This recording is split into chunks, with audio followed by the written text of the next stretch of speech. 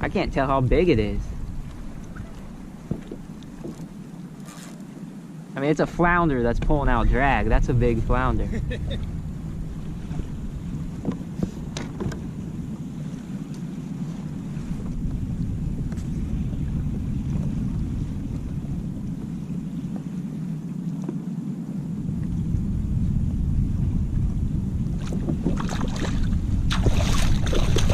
No!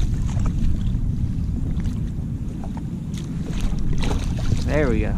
That is a huge flounder. That's like the biggest one I caught all year. It's a 19-inch flounder. Got him on the Z-Man Slim Shady color on a Texas eye strike jig. And I'm definitely keeping this fish.